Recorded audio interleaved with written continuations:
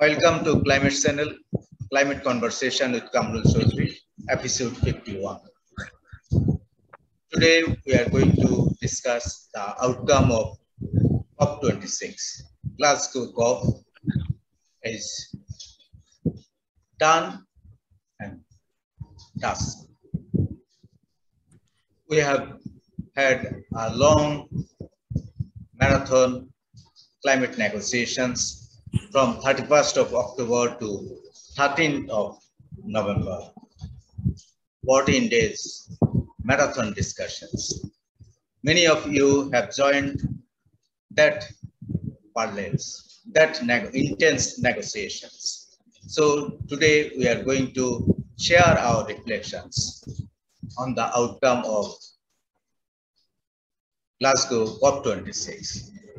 How best we can fix Paris Agreement rulebook, how would we match the expectation of the whole world to protect our planet as IPCC AR6 Working Group 1 report red alerted, code red. Have we rose to the occasion? We will try to assess from our different perspectives. Today, I am pleased to say Sabir Hossain Chowdhury, Honorable Minister, Parliamentary Standing Committee, Chair on Ministry of Environment, Forest and Climate Change of Bangladesh. He is with us and who has also been in Glasgow as a lead ministerial negotiator on behalf of least developed countries. Even at times, he also raised flag on behalf of C-77 and China. So welcome, Mr. Sabir Hossain Chowdhury. Welcome, Matthias Soderberg. Welcome, Felix. Welcome, Professor L.R. Miller, our veteran scientist. Rishikesh, thank you very much for joining us. And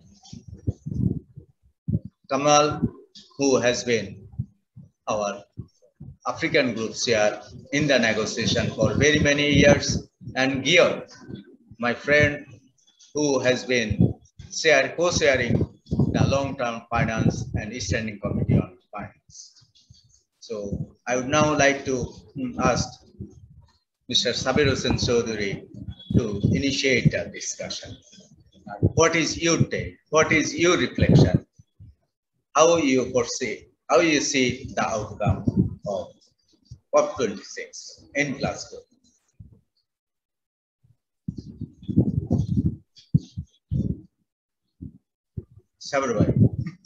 Thank you very much, Mr. Quamrul Chowdhury, and of course, the Climate Channel for initiating this discussion. We have had enough of discussions in COP26, but the difference is, of course, we are now talking after the event. Of course, there was a lot of expectation, as you have rightly mentioned in your opening remarks. Many saw this as the best last hope to fix the climate crisis. So expectations were high. And I think my first reflection would be on the process. And here I speak as a parliamentarian rather than for the government of Bangladesh. I feel that, right from the beginning, we were up against a very major challenge. And that was the fact that the UN process is based on consensus. That means each of the 197 countries have to agree on every word, every sentence. And that to me was a very daunting proposition right from the beginning, because at a time when we are trying to be ambitious, when you're trying to be bold, when you're trying to take decisive action, that is not the sort of process that lends itself to responding to an emergency. So there was a fundamental disconnect between the way the process and the outcomes that we were expecting. And so I think, that was a major barrier. Of course, the fact that this COP was taking place after 2 years, the US was back into the global scene, raised hopes and expectations. My overall reaction is that we have made some progress, but I don't think that is adequate, that is not sufficient, given the challenges that we face. We had the IPCC report where they talked about code red.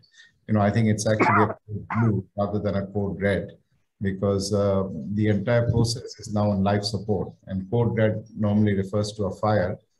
This is much more critical than a fire. We have put the whole system on life support basically.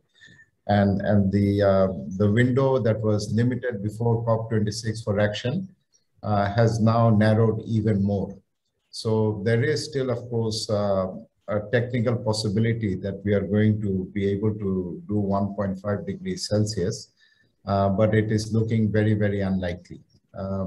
So that to me was the major starting point. On finance, of course, there was some progress, but again, disappointment. I think the developed countries have acknowledged that they have failed to deliver as per the Paris Agreement. They were almost apologetic in the language, saying that they are now going to make it up. And when I think of the finance, I really get rather upset, because we know that the developed world, or at least the 36 rich countries, have spent $10 trillion on COVID, and they are not able to match 0.5% of that for adaptation, which is 50 billion. So that to me shows there is a real lack of political will. Even if we go back to the financial crisis of 2008, there was almost $1 trillion paid to banks and other financial organizations to bail them out. And yet when it comes to the planet, I find this hesitation mind-boggling. We are talking about the future of our planet. We are talking about mankind, what it's going to look like, what the future will look like. And planet Earth is the only home that we have, and yet we are not able to act. So that is hugely disappointing. But Bangladesh believes in multilateralism. We will continue our engagement. We will push everyone to make sure that they come up with targets next year in Egypt, so that those targets are aligned perfectly with the pathway to 1.5 degrees Celsius. Those are my initial thoughts. Thank you. I'll come back to you again. Georg, you have been co-chairing climate finance, as Honorable Minister just now flagged that finance was a horny issue, and that couldn't fly the way the developing countries expected, least developed countries, most vulnerable countries expected. So Georg, what is your take? Because you presided over and have been in this process for many years. Georg. Well, I think the first thing that I will say is that I, of course, agree that there were huge expectations for this COP. Probably even larger than the expectations that we saw before COP15, when we agreed on the Paris Agreement. There is a context around this, of course, that has to do with science. I think the IPCC report or part report that was released in August had an enormous impact. Certainly in Norway, I saw that, but I think also internationally, clearly. It's not that the scientific evidence in itself is new, but I think it was very clear as far as what direction the world is going in, insofar as keeping the world, within the safe parameters of dangerous climate change, and certainly the target that many countries already before Glasgow were aiming at, to keep the warming below 1.5 degree. So I think that was a very stark reminder for everyone about what track we're on. And then secondly, of course, we are in the process under the Paris Agreement with a 5-year looking into what NDCs individual parties have put on the table. We know already in Paris that what was collectively on the table then put us way above 1.5, way above also 2 degrees, and closer to 2 to 3 degrees warming, which is a catastrophe for the future of this planet. So, and last year was the first time these NDCs were updated NDCs were to be put on the table. Now, because of the pandemic, not only was the COP26 delayed, but many countries were also delaying putting new NDCs on the table. So for us, certainly from Norway's side, this was one of the most important parts of why we went to Glasgow, was to help gather some political understanding around what collectively we have to aim for, and also what it means for individual parties' contribution to the global effort.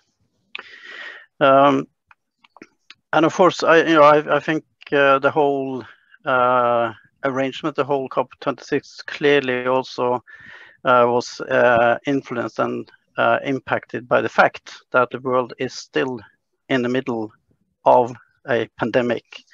Not only work-wise, the effort that people made to be able to travel to Glasgow, but also the way it influenced the way we were working in the pandemic or in Glasgow. But of course, it does influence politics also, and the possibilities for parties to, at this point in time, see a way forward in strengthening their own ambitions. So I think all of this is very, very important when you think about the context of this COP, which was very, very special compared to anything that we have done earlier in this process. Now, I would say that my own reflections on what we were able to do is very mixed. I think like it is for many. I think we were able to do a lot during these 2 weeks. In some instances, more than I had thought would be possible, given the lack of preparations for COP26 because of the pandemic. No one had been able to meet physically to prepare anything. We had virtual meetings in June, but there is clearly a limitation to what you can do in a virtual meeting with 200-300 people logged on to a Zoom meeting. So I think in many instances, the individual work on the negotiations were good. And the political messages that came in as far as the need for ambition, not only for emissions reductions, but also from developed countryside on finance, overall was positive, given the way this started in when we came into Glasgow. I think there's a realization by everyone on developed countryside, clearly, that we have not done enough as far as providing the necessary support and the promised support as far as the 100 billion is concerned. But I also think in coming up to Glasgow, there had been a job done as far as introducing and preparing a plan for how developed countries collectively could get there as soon as possible. And I think with the political pledges of new finance, not only from Norway, but from other countries, I believe that we should be able to get there in hopefully 1 or 2 years time, and also keep it at that level until we set a new target in 2025. But then we also know that much more is required than these 100 billions. And that's where I think the big challenge is, not only for developed countries but globally. Lastly, let me just say that I think clearly all of us, I would think, is disappointed about Glasgow not being able to come further on ambitions when it comes to emissions reductions, not the least. And I think we're now searching for, how are we going collectively to get there as soon as possible, because we know we're in a critical century, not century, but decade up to 2030, as far as, again, the possibility of keeping global warming below 1.5. And I do think that there were a number of parties that could have gotten much further as far as increasing their own ambitions. And there's a clear recognition in that, I think, in the cover decision from Glasgow. And I hope that in the year that we come now, up until our next meeting in Egypt, that it will be possible for also these countries to come forward with something that's more ambitious and get us more in a pathway towards keeping the warming below 1.5. Thanks. Okay. Thank you. I'll come back to you again. Professor Alan Miller, what is your take, especially in terms of domestic compulsion of United States and also Joe Biden's initiative? Thank you very much. Just to emphasize, although I had attended many COPs, I think 17 of them, I did not go to Glasgow, so I will just perhaps make a couple of observations from what I could see as an external observer, following carefully, watching many webinars. I think it was easier to, in some ways, follow what was going on from the outside, as is often the case with such large events. And I can tell you that a few times I had conversations with people in the green zone who were asking me what was going on, because they were so overwhelmed by the thousands of people and events. The two things I was going to add to the very informative and on-target comments that have been made. One is that, as I said, having been to many COPs, sometimes with just as many people, in Copenhagen and Paris, we had similar numbers, but there was no comparison, partly because of the increased social media awareness of the amount of media coverage, publicity, headlines every single day in major publications. We never had that before. And I think that already indicated a substantially increased level of awareness that went way beyond anything before. The second point is one Georg mentioned in passing. I also think we saw a new level of private financial engagement. The level of announcements with respect to asset management and large financial investors who frankly control way more than the 100 billion. As was noted, the 100 billion, we're really talking about 10 or $15 billion more. The figures, as we saw this year, were around 80. And the difference of another 15 or 20 billion is really not going to be all that great in terms of what can be accomplished. In contrast, I think the increased recognition that climate risk is a financial risk and the consequences that may have for the investment community is hugely more impactful. Now, that cuts several ways, right? I mean, we are worried that countries like Bangladesh, who are highly vulnerable, will have greater difficulty achieving their sovereign credit and the like.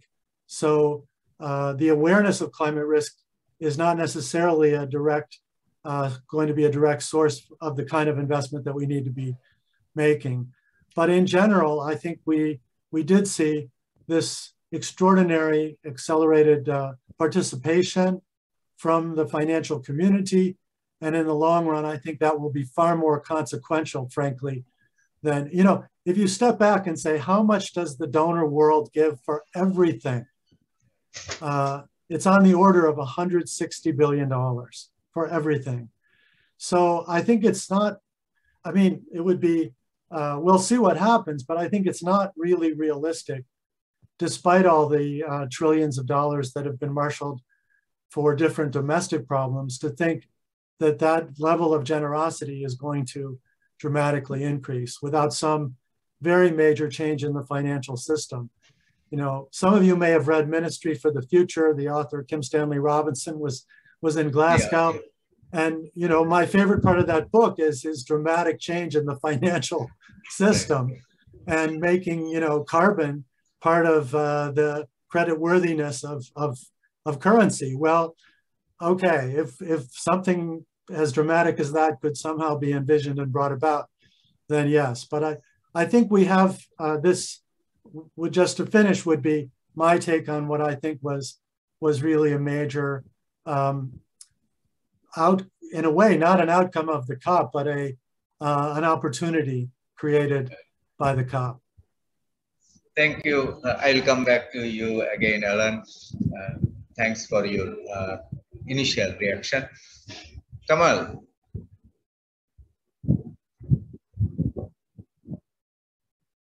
Kamal? Yeah, thank you. Thank you, Quamrul. You have been many across. Yeah. This time also. So yeah, how do you say evaluate this COP, the outcome, the say progress or not so much progress well, in different agenda items? Yeah, thank you, Quamrul. And I used to be the chair of the African group in Copenhagen, and for this COP, I was advisor to the African group, and I'm very pleased to be among you and participate to this first very important way how to communicate what we found and what are our understanding of the outcomes of the Glasgow COP. From African perspective and then from personal perspective. From African perspective, I think that even if there is things that are missing, like Africa special circumstances and loss and damage, for example, Africa is, I think, the African group of negotiators is quite happy to have the global goal on adaptation that has been launched from this COP through this Glasgow Sharm el-Sheikh work program, which is very important on adaptation, which is very important, and also the process to be set soon on the new global goal on finance. And I fully agree with what was mentioned by Georg on the finance issues.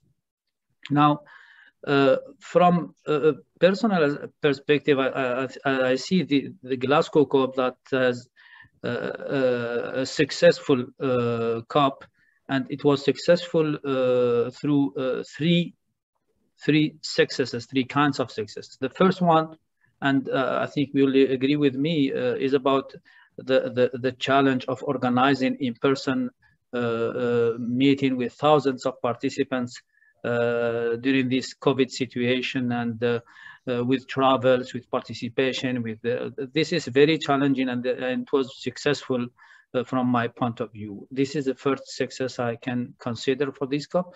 The second one is that this COP and the COP presidency and all participants, including the Secretariat, succeeded also to agree on agendas, to adopt agendas, and to fulfill the different agenda items through decisions at very, very high percentage, which means that I can say that more than 90% of those that were expected to have decisions got decisions in this COP, be it COP decision, CMA decision, or CMP decision. And it's very successful when we see that capacity building, technology transfer, gender, AC, and other issues, including finance and adaptation through considering the reports of the constituted body and so on. It was really through these formal agenda items and formal negotiation process, it was the second success from my perspective. The third one is to reach what they called and what is now the Glasgow Climate Pact, which is something was not expected when we arrived in Glasgow, because it was prepared from the COP presidency and others. And we found for the first time, of course, we always, as negotiators, are a little bit skeptic about anything new, which is not on the agenda and things like that. But we found that the Glasgow Climate Pact is something that is successful and very important for the increase of the ambition, for the 1.5, for the other issues that need to be hosted somewhere. And the Glasgow Pact will be a process and will be something that that will be very important in the future. It may even supersede the Paris Agreement and the Convention. And this is something that we need to keep in mind, because if you read and you try to understand and interpret well what the Glasgow Climate Pact means, is to clearly go beyond what is in the Paris Agreement and the Convention, and set a kind of new climate regime, which is needed for the near future and the future. Thank you. Thank you, Kamal, for your take. Matthias. Thank you. You have also been in this process for many years, trying to push a lot of agenda items, and also have soft corners for developing countries, especially climate vulnerable countries. So from perspective, how you look through your lens? Yes, through my lens, of course, I acknowledge the limitations within the UN system. I also acknowledge that there are some progress, but we're coming from a faith perspective where we, as you say, Quamrul, we really try to stand by the side of those who are most vulnerable. And because of that, I'm disappointed. I really would have hoped for higher ambition, considering the crisis we are in. And we're particularly worried about the lack of climate finance commitments. We had, developed countries had already problems to deliver on the existing goals, and we would have liked much stronger language on that one. And also, of course, on loss and damage finance, which is urgently needed. So there are a lot of things which I would have liked to be better. But when that is said, I also think there are many hooks, there are many possibilities. For example, countries are urged to take action in many places in the agreement. If all of these items where governments are urged to take action is actually turned into decisions where they do take action, then the result will be much better. So that means that countries will have to go home, for example, and revise their NDCs, even if they think they are ambitious. Okay, thank you. A lot of work ahead. Yeah, we have to do a lot of homework. Kathy, from younger perspective, youth's perspective, how do you see the outcomes? Kathy. Yeah, thanks. And actually, a little fun fact that the UK has actually appointed me as one of the ambassadors of COP. Although it's just a title, I'm not a real ambassador. But yeah, so as some of you know, that I mainly follow UNFCCC processes from a youth and gender perspective. And so this year, I think it's been really interesting, because I usually follow many topics, technology, finance, capacity building, and many more. But this year for negotiations, I was only able to follow technology. And I mean, from my view, it was a huge success, at least from our side, because for the first time in UNFCCC that the youth and gender constituencies have a real seat at the table, which is the CTC and advisory board. And also, thanks so much for the support from many parties, including LDCs, AGN, Mexico, EU, and many more, and also Norway. So really appreciate it. And also congratulations to LDCs as well for getting your permanent seat at the board. And I think for on gender, I think it was pretty much it was a bit sad story, especially in week 1 and start of week 2, that there's one particular party wanted to delete many paragraphs on gender in many rooms.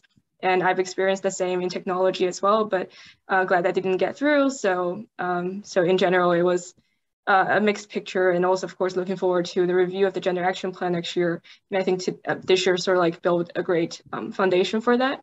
And also really happy to see that the ambition from private sector as well, because by day job, I myself work in private finance. So it's really happy to hear colleagues and also colleagues from other companies really showing their ambition. Of course, hopefully the momentum will still be high next year and the years after that. And also just about Alan's point about public awareness, I think it's also very interesting because Stan, also I love his book. He was my co-panelist at one event, and I think it was really interesting that he's the futurist and I'm the future. That's how they designed the event. So yeah, I think it's really also impressive to see so many celebrities at COP. I've spoken with singers and swimmers and everyone. So I think UK in that way did a great job. And although, you know, COP is still COP and my main focus is still negotiation, but I think it's interesting that they can use this way to raise public awareness and in some way also add pressure from the civil society perspective view to negotiations. And also, of course, finance is always a huge topic. And this year we've heard many stories about it, although I wasn't able to follow it closely, but just echo everyone said about $100 billion, about adaptation, about loss and damage. And I mean, personally, and also I guess from my colleagues from the women constituency, from the youth constituency, and from CAN and many other constituencies I'm active in, that it's a bit disappointed. Yeah, so that's sort of like an overview from my side. Thank you. Felix, can you hear me? You have a lot of frustration. I don't have a lot of frustration. What is your reflection? How do you foresee? I think, well, as a journalist who's been covering deep climate politics and carbon markets for some 15 years or more, I think, I mean, basically what we have is a very flimsy life raft. That he's managed to get 197 nations on board to try and sail to 1.5 degree island. On the way, the cryosphere scientists will say, can't we actually kind of go back? We don't even want to be at 1.1, let alone reach 1.5, because the situation is already so bad. But at the same time, you know, we're kicking the can down the road. I think there's a lot of scalability that's possible in the loss and damage and financial aspects. And so it's an achievement that we've got 197 countries to agree which can we're kicking down the road and in which direction. That said, however, let's go back to Durban 2011 as we swapped in LinkedIn notes. You know, that's when we agreed to have a rule book by 2015 to be implemented by 2020. Okay, with COVID 2020 plus one. Basically, we still are agreeing the rule book. If you're looking at implementation of anything, even the $100 billion from the COP15 in Copenhagen, we're looking maybe to have that implemented by 2023, possibly with extra financing by 2025. So this is very disappointing and frustrating. And when you look at the overall ambition, the one thing which does frustrate me is I don't know how we really got to talking about net zero by 2050, because we all know if we look at the IPCC reports, the original 2 degree, the AR5, which was supposed to inform this whole process, was originally saying we're going to be at 1.5 by 2022. Their 1.5 degree report recalculated historical emissions, gave us an extra 5-year breathing space, which gives us to 2027. So really, we need to be looking at net zero by kind of around then 2030. So if I'm looking at the overall kind of global emission scenario, what are we really going to do? Because I think we're pretty cooked. This whole 1.5 idea is a little bit of a pipe dream. And for me, the only way forward is either on a global basis or at least amongst the G20 nations is to basically come up with a global cap where you cap the carbon content of energy and fuel as it versus the energy content of energy and fuel as it comes to market. This is what we need to do. And then you kind of create your William Nordhaus Carbon Club. And when they can no longer trade offsets between themselves, they can go to whatever replaces the CDMJI and the RED Plus and get their credits from there.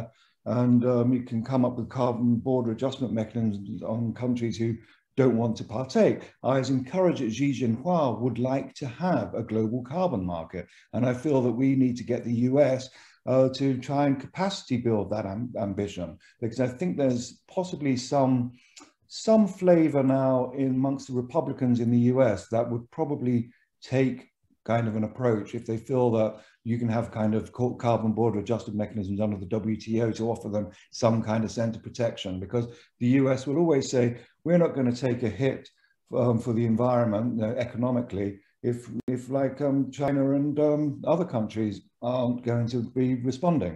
So those are my reflections. Okay. Thank you very much. Rishi. Great, thank you so much. Yeah. I just wanted to add a few things. The first thing was on the ambition piece, which I agree with all of you about the scale of urgency and the need for immediate action. I think what's encouraging is that it looks like we're finally shifting the focus to 2030 as opposed to 2050. And so hopefully that really increases the frequency by which countries revisit their pledges, and that we really focus on near-term action, because if our near-term NDCs are not aligned with longer-term plans, then the system won't really work. So I think it's encouraging that we're talking about 2030 now in an increasing way.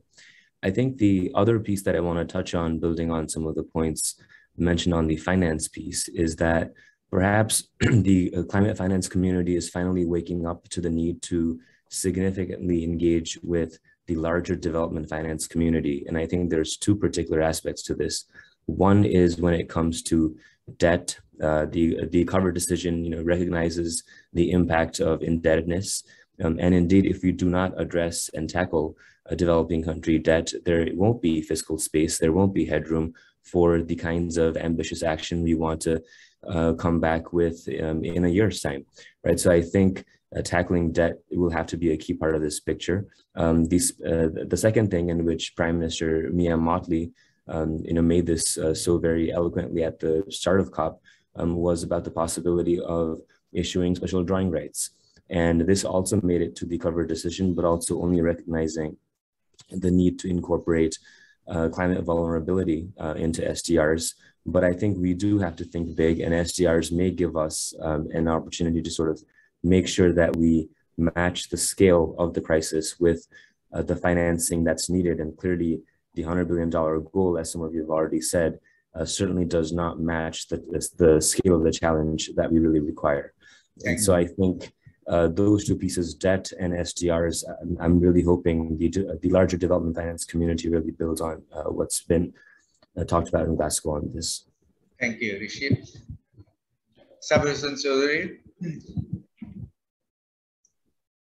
Sabir Bhai. Thank you.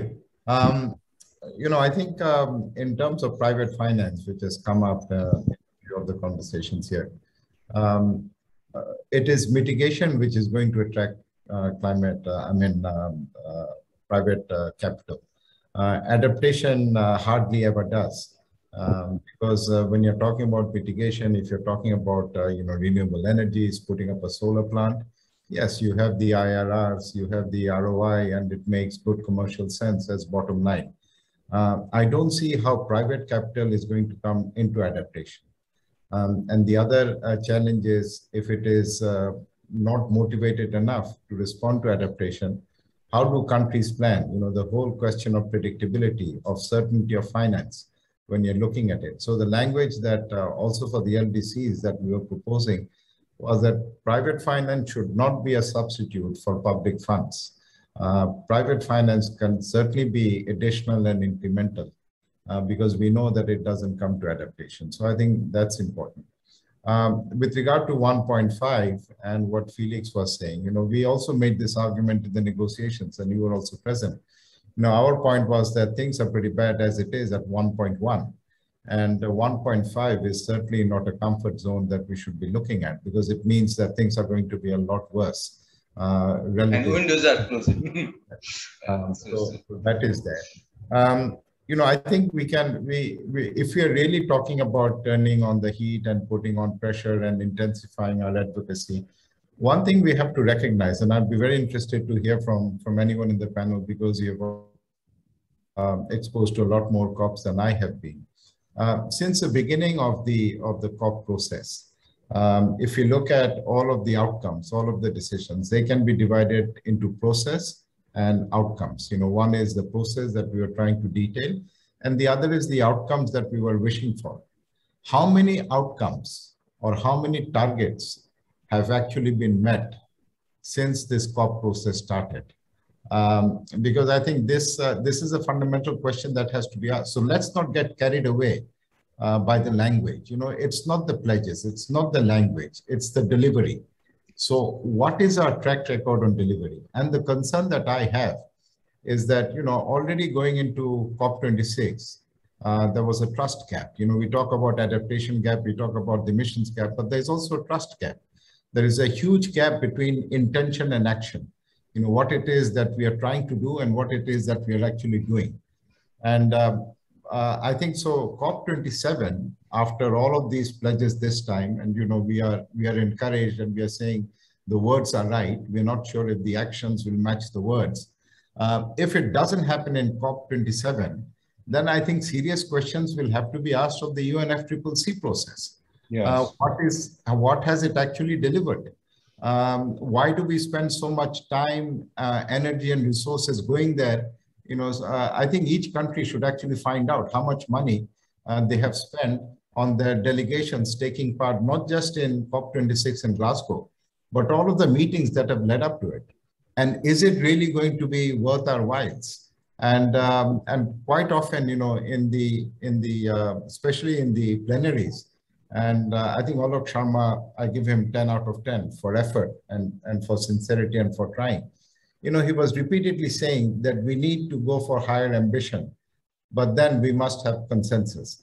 So if you say we need to go for higher ambition, there should be no but after that. Higher ambition is overriding. And then when you say we have to look at consensus, that means what are you doing? You're basically going on the lowest common denominator. So nothing is agreed till everyone is agreed. Nothing is agreed till everything is agreed. And when you've got a UNFCCC structure that covers so many different aspects, you know, you've got adaptation, you've got mitigation, now you've got loss and damage, you've got finance, you know, you've got governance, you've got technology, you've got gender.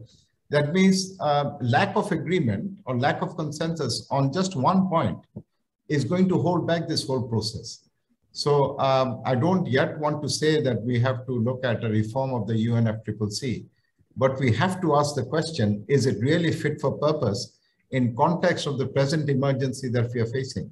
I think that is a debate that we need to have, because otherwise it's again going to be the same. You know, what is different about this COP? We have had these pledges before. We have had these noble sentiments expressed before, but where is the delivery? So I would really like to know, and I'm not saying this to, you know, put anyone on the spot. I'd really like to know whether the COP has delivered one single outcome since the process started in the mid-90s. Thank you. Thank you. Gear. I wanted to lighten up the discussion. I think Sabir Hussain will put you on the talk because you see, same. We have been in this process since INC days, means 1991, and also COP1 in Berlin in 1995, COP3 in say Kyoto. Then say so many COPs, but say that delivery-wise, how far we made advancement. Gear. Can I just add one more thing? Because I'm fairly new into the COP process. When I looked at the UNFCCC agreement, it has objective, not objectives, objective, you know, it's singular. And the one singular objective is to reduce greenhouse gas concentrations in the atmosphere. Yeah. Stabilization and to stop human interference with the climate system. And ever since we started this process, temperatures have kept going up. The concentration of greenhouse gas in the atmosphere has actually increased. So in terms of the very basic objective of the UNFCCC, which is why, I asked the question in the plenary and you were there of the COP president, are we just trying to keep a process ticking or are we trying to respond to the actual situation?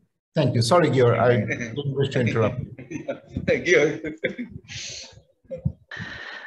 Well, I think this is Sabri is raising a huge question that I think it deserves a separate discussion in itself, of course. Yeah. We will have but but I would still like to respond a bit because well, I've been in this process. My first meeting was actually in Kyoto in '97, so at COP3, where I came out fresh from university, and it was my first meeting really with the UN, a UN multilateral process. And I might have had some of the same questions back then as Sabri has now. But I don't think this is really. First of all, it's not really about the UNFCCC. It is about multilateralism. It's about the UN. It's about the global community. And to be honest, I think I'm on quite safe ground saying that what we are doing under the Climate Convention, the Paris Agreement, is the most complex multilateral negotiation that we have ever encompassed in the UN or anywhere. I mean, we know how deeply the discussions we are having are going into the most fundamental economic interest of every country in the world. We know that from the beginning there has been questions about the science, and which unfortunately is now getting less and less of a debate. And we know that countries, in at least their impression is that they might get affected by climate change in diverse ways. So, but those are just a few of the complexities here. It's an extremely complex negotiation, and in my view, if you look at how the UN is doing in negotiations in any other type of area, I don't think you can find a process that actually is delivering as much in light of all of this as the climate negotiations are doing. Yes, it's going way too slow, and it's an issue that is serious, extremely serious for the future of all of us. And you can get frustrated about the slowness in the progress, but I can't see myself that we have had any process that actually has delivered as much as this one. Does it deliver enough in emission reductions? No, far from it. It requires much more. And all of the things that we're asking for at each COP and looking for more progress. But I think there's something about the type of agreements that we are looking for. I think if you're looking at one of the outcomes that we had early on, and I was talking about my first meeting being in Kyoto in 1997, the targets, the commitments that were made then by a smaller group of countries within that time frame that came out 2007 to 12 was actually met. But those were quantified targets, legally binding, and with very clear mechanisms for how they were going to be met. And I think when we're looking at the Paris Agreement, it's a very different type of agreement, and it encompasses the whole world. And not every country is interested or is open for having legally binding commitments and accountability and all that's required in actually being able to deliver or being, let's say, hold accountable to deliver. And that's not where we are at this point in time, but still we're making progress in my view. So, well, that's my comment on the multilateralism. Well, one more thing, Saber, you mentioned the G20, and if only the G20 could agree and come up with solutions. Yes, the G20 countries are about 80% of the global emissions, maybe a bit more even. But has the G20 been able to deliver anything in these discussions that when they've been trying to put climate on the agenda? I don't think so. I think actually they've been delivering much less than what we have been delivering in the multilateral process. So I don't think there's, in my view, I can't really see what the alternative is. And that's where we're kind of stuck as a global community. I can't see a different way forward than continue to work within the process that we have with all the faults and weaknesses that you can see in it. But as I said, we'd be happy for the G20 to take the lead and do this, but they haven't done so far. Yeah, you are right. Professor Alan Miller. Alan, your last word? Yes, Alan? just maybe to add a couple things that haven't been really mentioned. One is the significance of the methane pledge, which again was developed in anticipation of the COP and now has over 100 signatories. And as we know, China for the first time has indicated it will include non-CO2 greenhouse gases in its efforts. And I think in response to the really right-on comments about the short time that we have that Felix emphasized, I think methane is the best hope, frankly, that we have. It's only the way that in a relatively short period of time, you can make significant reductions. Reductions in CO2 just are going to have very, very little effect for a couple of decades. So I think on that score, we really have kind of pretty much lost the battle. And the question is, as a number of the comments have made, how bad is it going to be, right? And there is still some significant uncertainty about when and if we hit tipping points that will further accelerate things, from the release of permafrost and Amazon forest deforestation, et cetera. So I think we're definitely in a very difficult place.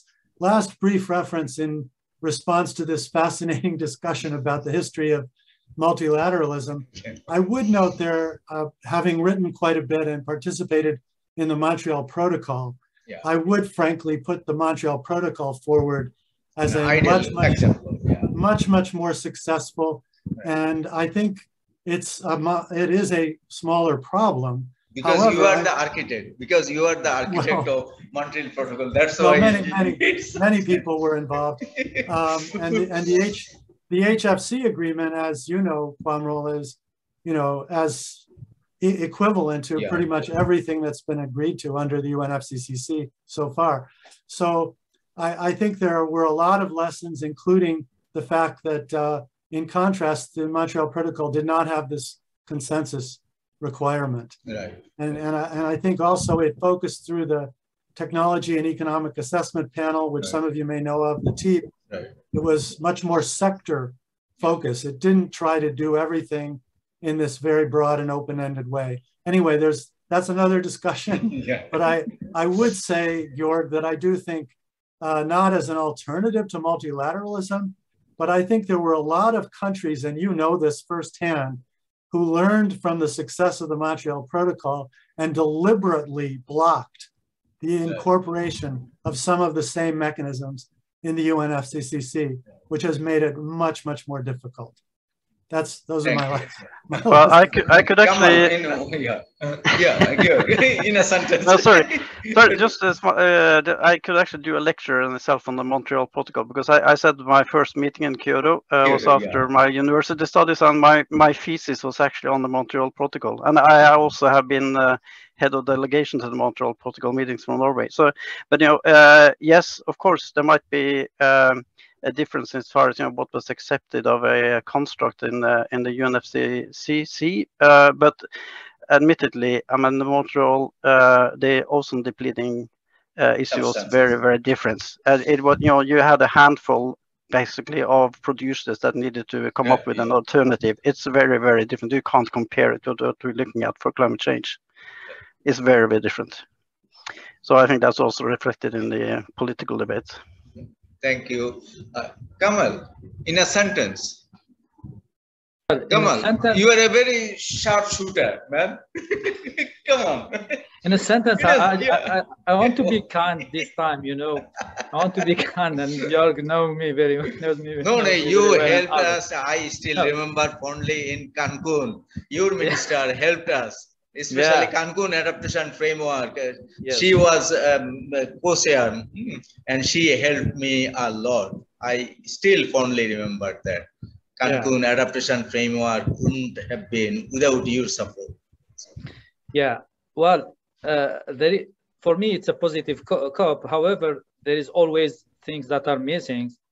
And one of the things, and I want to elaborate more on finance, because I have a lot to say on finance, and I hope you can dedicate one session like this one just for finance, not because we have a lot to say on finance. Now, what is missing in all this nice structure and nice work and nice moving forward is there is no wording, no procedure, no specific process that says how the conditional parts of the NDCs will be funded, will be supported for the implementation. And this is very important. Of course, there is pledges and promises that there will be support in that and that, but we all know that the hugest parts, it's almost 70% of the NDCs is conditional to the availability of finance, technology means, and things like that.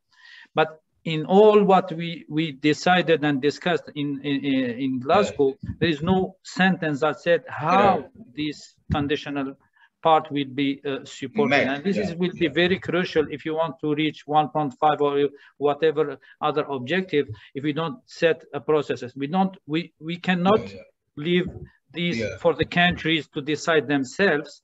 When you decide on a common time frame and you want to bring everybody on the same at the same level with regard to the procedure, with regard to the commitments and others. This maybe for the next time this needs to be taken into consideration. Otherwise, it will be very difficult to reach the set objectives. Thank you. Thank you. In fact, Sabir Hossain Chowdhury in his several interventions tried to allure us in that direction, but we couldn't get much support, especially in COP26 this time, maybe in Egypt next year, with also your support. Inshallah. Yeah, come on. Inshallah. Felix, in a sentence. It's very difficult, but we have to close this session. And so I have a closing sentence. Yeah. Right. I think as we get to Egypt next year, which I hope to go to, I really. You have been in this COPs for 15 times, so. Well, I went to my first. I've not been to them all. I took a break between 2011 and 19 after Durban, before Madrid, because of personal circumstances and young kids. I couldn't get away at that time of year. So I still follow them very closely, and I know a lot of the UNFCCC people and many other people, so and the negotiators. So know very much how the issues do not necessarily progress. I mean, look at where we are. So I just hope that as we get to Egypt next year, we can really work on mechanisms to, I think it's really for the developing countries and least developed countries to be very creative now, because it's your futures are at stake. You can't really wait for developed countries anymore. So you've got to start coming up with the creative mechanisms and get them to start following you. So let's keep this, going, this conversation. So I have to go to the youth. Yango. Kathy, in a sentence, your future. Yeah, I think everyone pretty much covered everything. Just, of course, looking forward to next year as well, and hopefully that there will be more support on civil society stakeholders in all the processes and in all the areas as well. Yeah, thanks. Thank you, Sabir Hossain Chowdhury. Your final. No, let me. I think I've been quite critical so far. So let me point out to two relative positives. First is that we have endeavored to have a definition, an agreed definition for climate finance. Climate finance. I think that's absolutely critical. Here we are talking about billions, and some there are some studies show that the 80 billion is actually 30 or even 25 billion, because you have ODA and other funding which is being repackaged as climate finance. So climate finance has to be new and additional. So I think that definition is going to help in transparency. The second positive, I see that two of the largest emitters, America and China, have agreed to work together. I think that is a good indication for the future. Thank you.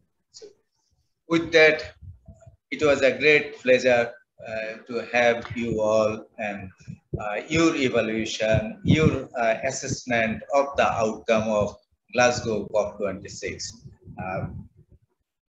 I thank you all for your reflections, and hopefully tomorrow we are going to have another episode, and next week 2 more episodes on the outcome of Glasgow COP26. Then we are planning to have our take on Egyptian COP27, road to COP27. So before that, without much ado, I would now like to end this episode, 51st episode here right now. Thank you very, very much for sharing your reflections. Thank you. Thank Bye you. now. Thank you. Bye. Bye. Thanks, everyone. Thank you. Bye. Thank you. Bye.